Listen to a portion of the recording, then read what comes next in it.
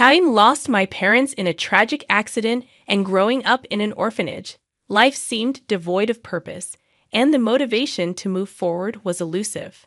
However, one day, an unexpected twist occurred when I received a letter supposedly from my deceased mother. Astonishingly, the return address indicated our old family home.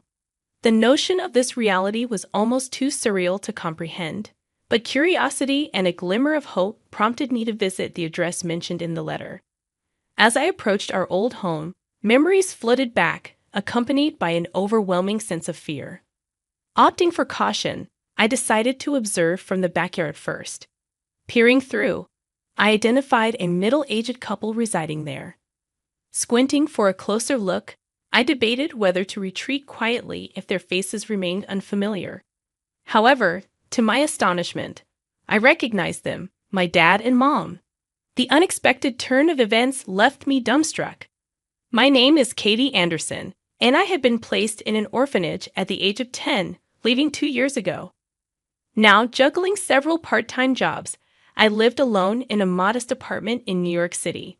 The tragic loss of my parents occurred during a holiday trip on the highway, involving a multi-car pileup that claimed their lives. Surviving the accident miraculously, I found myself in a hospital bed, desperately searching for my parents. It took days to comprehend the evasive responses from the nurses and the eventual revelation from my mother's sister that my parents didn't make it. With no family to take me in, I faced the reality of being placed in an orphanage after being discharged from the hospital. Numerous uncertainties filled my mind regarding the fate of the house I once called home and the future of my education. Despite these concerns, a subtle sense of relief emerged when contemplating the prospect of not assimilating into a stranger's family. Following my recovery from the injuries sustained in the accident, instead of returning to my own house, I found myself relocated to an orphanage. During my hospitalization, my mother's sister took charge of my parents' funeral and handled their belongings. She also arranged for my personal items to be sent to the facility. Although we had exchanged letters during my hospital stay, I couldn't shake the feeling of intrusion as strangers rifled through my house. However, being a 10-year-old, there was little I could do, and the unimaginable reality of not returning home began to settle in. Yearning for answers, I grappled with the inability to express my feelings or find someone to inquire from. Life unfolded without my input, and I felt like a mere bystander carried along by the currents of fate. Upon transitioning to the orphanage, periodic letters from my mother's sister arrived, inquiring about my well-being and if I needed anything. Initially, I responded, but as time passed, I ran out of things to say, and gradually I ceased replying. My mother's sister, someone I had never met while my parents were alive, seemed like a stranger. Being cared for by someone who felt distant meant little to me, and our correspondence became a burdensome routine. Perhaps sensing my detachment, the letters from my mother's sister dwindled over the years. By the time I was ready to leave the orphanage, I had nearly forgotten about the letters, and our once distant relationship had become even more estranged. It seemed as if I was abandoned in an unfamiliar world, spending my days within the confines of the orphanage. During my hospitalization, the funeral proceeded without me, and I found myself at the facility without ever returning home. Consequently, no matter how much time passed, the surreal nature of it all refused to dissipate. The persistent question lingered in my mind: why am I here? This sense of alienation I felt during my formative years evolved into a profound loneliness as I grew older. With nothing left, I struggled to find purpose or motivation. Graduating high school and leaving the facility to enter the workforce only deepened my isolation. I couldn't fit in with my colleagues, and the differences in the work environment prompted me to quit almost immediately.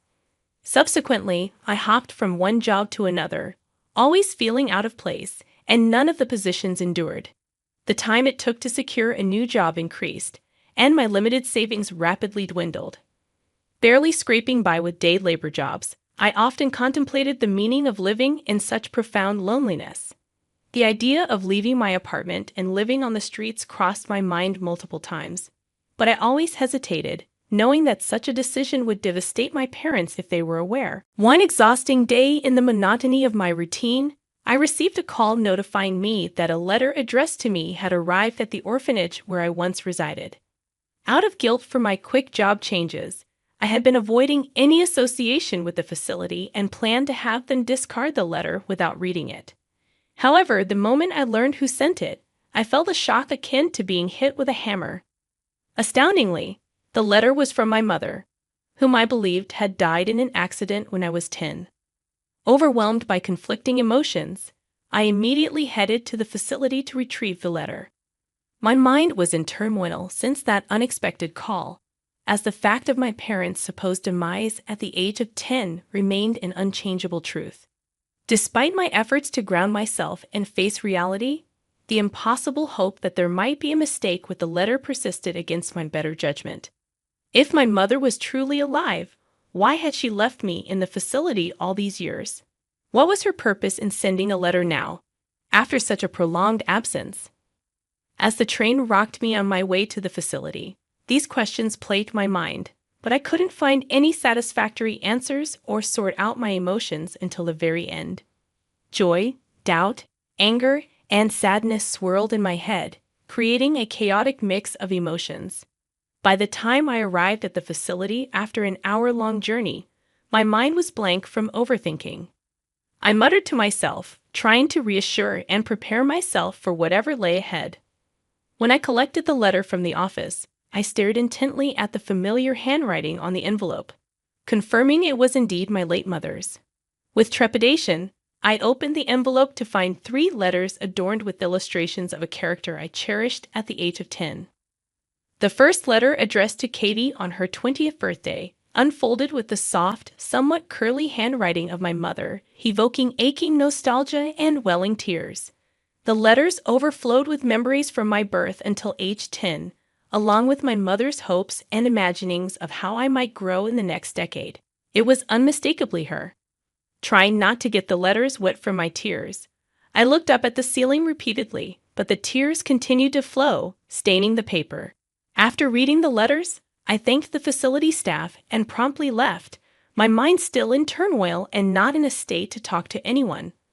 On the train home, I reread the letters multiple times, desperately seeking clarity. Eventually, I concluded that these letters were written before the accident. I remembered writing a letter to my mother on my 10th birthday, expressing my appreciation. It seemed she had combined her recollections of that day with her hopes for the next decade. The question remained, who sent it? The first person I thought of was my mother's sister, but the return address was our old home, not her own. Considering our lack of contact, it seemed unlikely she would send the letter in my mother's name. I drew a blank on who else it could be. Despite the confusion, the motherly warmth in the letter brought both happiness and uncertainty. Exhausted from pondering, I stashed the letter in a drawer, attempting to resume my usual life. However, the existence of the letter continued to nag at me as the days passed. Contemplating throwing it away, I couldn't bring myself to do it. Instead, I considered meeting the mysterious sender, as I didn't have much to lose. Perhaps, just maybe, they could provide assistance in my life. Unbeknownst to me, a hidden hope lingered that this letter might hold something to change my current circumstances. On a bus headed to a familiar address, I gazed absent-mindedly at a townscape that looked nothing like my memories. The changes were drastic. Fields and woods replaced by a shopping mall and houses. The station had a new bus loop and a chic cafe, making it an unfamiliar world. Upon reaching the address, I turned a street corner and was greeted by a residential area that had barely changed from 10 years ago. The sight instantly pulled me out of the colorless, hazy world and transported me back to the vibrant world from a decade ago. It was the town I used to live in, and further down the road was our family home.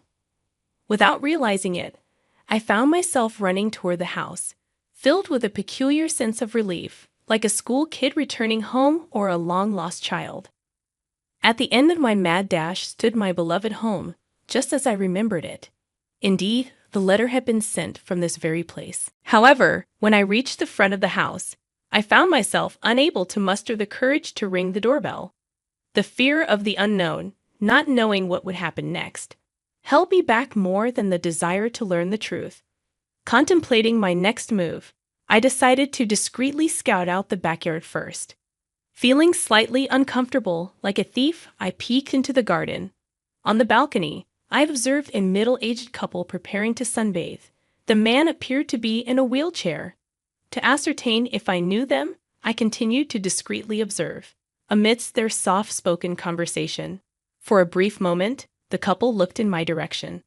The instant I saw their faces, I couldn't help but exclaim aloud, "What? Dad? Mom? You're kidding, right?" Frozen in surprise, the man in the wheelchair noticed me. "Katie, is that you, Katie?" He murmured my name, suddenly crying out loud. Overwhelmed by the shocking turn of events, I too was paralyzed. The woman, sensing something amiss, rushed out to the balcony in a panic. She ran straight to the man in the wheelchair, trying to comfort him. While sobbing, the man pointed towards me and seemed to be explaining something to the woman. She stared intently at me, then suddenly smiled and said, "You're Katie, right? I have something to talk about. Can you come in?" She invited me into her home. Though I couldn't grasp the situation, I had many questions too. I silently nodded and was ushered into the living room from the front door. During the introductions that followed, I learned the woman's name was Irene, and the man in the wheelchair was, as I suspected, my father Andrew. Furthermore, the two of them were married and apparently lived in this house alone as a couple. According to Irene, my father had been in a severe accident and had been in a critical condition hovering between life and death. I was told I should have been informed about this when I was 10, but I didn't remember it at all. When I told Irene this, she asked, "How was it explained to you?" I replied that my mother's sister had told me he was in a desperate condition with no hope of survival. But on reflection, it seemed I only heard that my mother had passed away. Irene helped me reconcile my memories with the truth for hours on end. As a result, I realized I'd made a massive misunderstanding. After the accident, the 10-year-old me, unable to comprehend my father's unconscious state, had felt rejected by him since he never came to see me. When I was 10, I believed that Daddy never came to see me because he was angry. I thought he was mad because I had insisted on going to the water park, and somehow, that desire led to Mom's death. This belief, fueled by my own sense of guilt, transformed into the memory that both my parents had died in the accident. Irene tried to console me, suggesting that young Katie found it less painful to believe that both parents had passed away than to think her father hated her. While I appreciated Irene's attempt to comfort me, a question lingered. One I feared to ask but knew I would regret forever if I didn't. Taking a deep breath, I asked Irene why my father didn't come to get me. Irene exchanged glances with my father, and without saying anything, he nodded. Irene began to explain the situation at the time. Andrew, my father, regained consciousness more than half a year after the accident, coinciding with the time I was discharged from the hospital. It took him several more months to fully grasp the situation. Irene explained the difficulty of waking up feeling like he had just slept one night, only to realize half a year had passed. Additionally, post-accident complications left him with disabilities affecting his memory, speech, and body. The doctors had told him that returning to his original life was impossible. Initially, my mother's sister, believing his recovery was hopeless, proceeded with plans to place me in a care facility as scheduled. When I came to, nothing was left, and I painfully realized the length and importance of the time I'd lost while I was out. According to Irene, after being discharged, my father went directly to the disability facility where she worked. There were times he wanted to see me but couldn't articulate it. Simultaneously, he began to mentally grasp the death of my mother, Sophia. For a while, Andrew was deeply depressed and even had to be admitted to a psychiatric hospital. My father, having lost everything, had once sought meaning in life amidst despair, much like me. Irene's consistent support and understanding became apparent in the narrative. She faced his unstable emotional state with patience, using handmade cards and whiteboards to communicate with him. Irene even provided massages daily to prevent muscle stiffening and helped him practice conversing. My father, Andrew, once remarked to Irene, "I see traces of Sophia in you." I thought Sophia would be saddened by my pitiful state, which made me feel like I had to pull myself together. This sentiment was a testament to how important Irene had become to him. Hearing this story, I felt incredibly comforted, realizing my father hadn't disliked or forgotten about me. On the contrary, he cared about me so much that it drove him to mental illness. Even after returning from the psychiatric facility, my father's emotional state remained unstable. Irene recounted his refusal of rehabilitation, difficulties in eating, inability to convey his needs, and behavioral issues. Irene's unwavering support stood out, with her finding ways to communicate and care for him through the challenges. It was clear that Irene had played a crucial role in my father's recovery. The turning point came when my father, diligently attending rehab every day, stopped lashing out at the staff entirely. Initially, he wouldn't even try to get out of bed, but eventually, he voluntarily participated in exercises, and his condition improved significantly. Doctors were amazed at his remarkable recovery, and my father expressed pride in his progress. According to Irene, my father's transformation was a miracle, and it paved the way for him to leave the disability facility. Even though he faced difficulties, he was now able to lead a normal life. After hearing about his struggles, I didn't feel resentment. In fact, I was genuinely happy to know that he had always been thinking about me. Realizing that we both had moments of utter despair at the same time made me chuckle, and I thought, like father, like daughter. After sharing this realization with Irene and my father, they both laughed and shed tears. It was the warmest tears I had ever seen. Glancing out the window, I saw the sunset shining on the balcony. Mentioning that I was about to leave, my father intervened with a panicked voice, expressing how he didn't want to let me go again. We finally met. And I don't want to let you go, Katie. I know I may not have the right to ask this now, but I want us to be a family again. Please stay. As he spoke, tears different from earlier streamed down his face. Touched by his sincerity, I felt a mysterious warmth, as if the cold loneliness in my heart was slowly melting away. Despite my genuine happiness at my father's invitation, I couldn't shake the fear of potentially ruining the happiness he currently had with Irene. I stood there frozen, torn between wanting to decline the offer and the desire to continue living with my father. In that moment, Irene intervened with a sudden question. "Hey, Katie, do you think you'd reject me if I was your mom?" Startled by the unexpected question, I stared deep into Irene's eyes. She smiled tenderly, as if she could see straight into my conflicted heart. Her generous care and attention were so much like my real mother that it felt as if my real mother was pushing me forward. With the courage found in that moment, I replied, "If you'll have me, I'd love to be a part of this family." Shouting my answer, my father's face lit up with joy, almost toppling over from his wheelchair with excitement. Seeing him like that, I laughed heartily for the first time in a decade. Finally, I felt I had found a place where I belonged in the world. Half a year has passed since then. I'm now fervently preparing to pursue my dream of becoming a flight attendant, with plans to have the interview next year. Before coming back here, I lacked motivation and had given up thinking about my dreams and my future. However, after reuniting with my father, my mother's letter guided me once more. The last line of the letter read, "What are you up to now? Did you become the flight attendant you always dreamed of? No matter what the future holds, know that your mom is cheering you on." With my mother's loving words in my heart, I decided to chase after my dreams and look forward to spending peaceful days with my father and Irene.